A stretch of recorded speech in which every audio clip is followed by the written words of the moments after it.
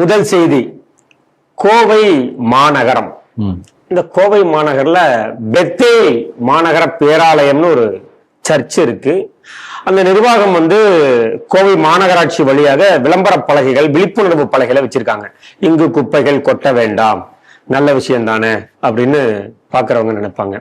கீழவே தங்களுடைய ப்ரமோஷனுக்காக சில வாக்கியங்கள், அதாவது பைபிள்ல இருந்து கோட் பண்ண வாக்கியங்கள், வாசகங்கள் எல்லாம் வச்சு அந்த விளம்பரம் கோவை மாநகராட்சி முழுவதும் அது விளம்பரம், விழிப்புணர்வு பலகை மூலமாக தங்களையுமே ஒரு மத பிரச்சாரத்திற்கு அதை பயன்படுத்திக்கிறாங்க அப்படின்னு குற்றச்சாட்டு எழுந்திருக்கிறது.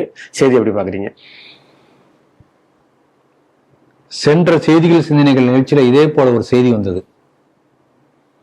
அப்ப நான் வேடிக்கையா ஒன்று சொன்னேன், அது திருப்பி சொல்லலாம்னு நினைக்கிறேன். Because it is relevant. DMK ஆட்சி காலத்துல எப்ப பார்த்தாலும் பாஜக உள்ள வந்துடும், பாஜக உள்ள வந்துடும், பாஜக உள்ள வந்துடும். யார் பேசினாலும், எந்த கட்சி பேசினாலும் கடைசியா பாஜக உள்ள வந்துடும் சொல்லி பயமுறுத்தி பாஜக வரல, சேசப்பா வந்துட்டார் என்று நான் சொன்னேன். ஏன்னா பொள்ளாச்சியில இதே போல ஒரு பள்ளிக்கூடத்துல, அரசு பள்ளிக்கூட வளாகத்துல ஸ்கூல் ரீஓப்பனிங் சமயத்துல பார்த்தா இயேசு சிலை இருக்கு. ஏன்னு கேட்டா ஷூட்டிங்காக வந்தார இயேசு. ஷூட்டிங்காக எதுக்கு அரசு பள்ளிக்கூடத்தை இயேசு சிலை வச்சாங்க தெரியாது. ஆனா பாஜக உள்ளே வந்து விடும் என்று சொல்லி பயமுறுத்தி இயேசுவை உள்ளே கொண்டு வந்து விட்டார்கள். அரசு பள்ளிக்கூடத்துக்குள்ளார இயேசு வந்தார்கள். இது நடந்தது. இப்ப விளம்பரங்கள்ல இயேசு வந்திருக்கிறார்.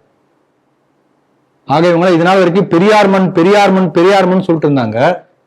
இப்ப ஜோசப் விஜய் வந்த பிறகு இது சேசப்பா மண் என்று இன்னும் சொல்லாமல் அந்த காரியத்தை செய்து கொண்டிருக்கிறார்கள். இதான் நடந்துட்டு இருக்கு.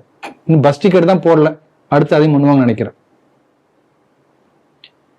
அந்த திமுக ஆட்சியிலோ அதிமுக ஆட்சியில கூட அந்த அமைச்சர்கள்லாம் ஒரு வெள்ளை வேட்டி வெள்ளை சட்டை தமிழுடைய பாரம்பரிய உடையோட வருவாங்க. இவர் உள்ள வரும்போது கோட் சூட்டு தான். ஆகவே நம்முடைய பாரம்பரிய உடையிலிருந்து ஆரம்பித்து கொஞ்சம் கொஞ்சமாக ஒரு சின்ன நகர்வு நாம் பார்க்க முடிகிறது. ஒரு தொழில்துறை அமைச்சர், ஒரு அமைச்சர் பேட்டி கொடுத்திருக்காங்க, ட்வீட் பண்ணிருக்காங்க, வீடியோ எல்லா இடத்துலயும் பாத்தீங்கன்னா அவங்க ஒரு போட்டுட்டு, ஜெர்கின்லாம் போட்டுட்டு, தலையை விரிச்சு போட்டுக்கிட்டு, கீர்த்தனா. ஆக இந்து மத அடையாளங்கள் அழிக்கப்பட்டு கொஞ்சம் கொஞ்சமாக அந்த கிறிஸ்துவ பாரம்பரியம் நமக்கு தெரியாமல் திணிக்கப்படுவதாக நான் பார்க்கிறேன். நடந்துட்டு இருக்குது. சனாதன மொழிகான்னு சொல்லி அவர் பேசுறார். உதயநிதியை ஆதரித்து முஸ்தபா என்கின்ற தாவக்காவை சேர்ந்தவர் பேசுகிறார். அதன் பிறகு முக்கியமான அமைச்சர், உயர்ந்த அமைச்சர் ஆதவ் அர்ஜுனா அவரும் பேசுறார். பேசும்போது உதயநிதியுடைய நிலைப்பாடுதான் எங்க கட்சி நிலைப்பாடு என்று பேசுகிறார். அப்ப இந்த ஆட்சி எதை நோக்கி நகர்கிறது? ஜோசப் விஜய் பதவியேற்ற உடனேயே கோர்ட்டால் தடை செய்யப்பட்டு கட்டக்கூடாது என்று நிறுத்தி வைக்கப்பட்டிருந்த சர்ச் கோயம்புத்தூர்ல சூலூர் பக்கத்துல காலப்பட்டிங்கிற இடத்துல சர்ச் மீண்டும் ஆரம்பிச்சிட்டாங்க, கட்டுமானப்படி ஆரம்பிச்சாங்க. பல கிராமங்கள் இதே போல கிறிஸ்துவ மத பிரச்சாரம் ஆரம்பித்திருக்கிறது. கேட்கிறாங்க, ஏன் இந்த மாதிரி பண்ணீங்கன்னா அவங்க ரொம்ப திமிரா பேசுறாங்க என்று சொல்கிறார்கள். ஆகவே அந்த கிறிஸ்துவ மயமாக்கல் தொடர்கிறது. இது நமக்கு கண் முன்னால தெரிகிறது, நாம் பார்க்கிறோம். எப்படி சோனியா காந்தி ஆட்சி காலத்துல நீங்க பார்த்தீங்கன்னு சொன்னால் நிறைய பேருக்கு கிறிஸ்தவர்களுக்கு வாய்ப்பு கொடுக்கப்பட்டது. எல்லா சாதாரண இந்த ஸ்போர்ட்ஸ் டீம்ல இருந்து செலக்ஷன்ல ஆரம்பித்து என்னென்ன கவர்மெண்ட் பிளேஸ்மெண்ட் இருக்கோ எல்லாத்தையும் கிறிஸ்டியன் தான் மெஜாரிட்டியா பிளேஸ் பண்ணாங்க. சோனியா காந்தி மறைமுகமா ஆட்சி பண்ணப்ப மன்மோகன் டம்மி தானே பிஎம். அதே போல ஆந்திராவில் ஜெகன்மோகன் ரெட்டி ஆட்சி செய்த போது திருப்பதி தேவஸ்தான கோயிலே கொண்டு கிறிஸ்துவரை உட்கார வச்சார்.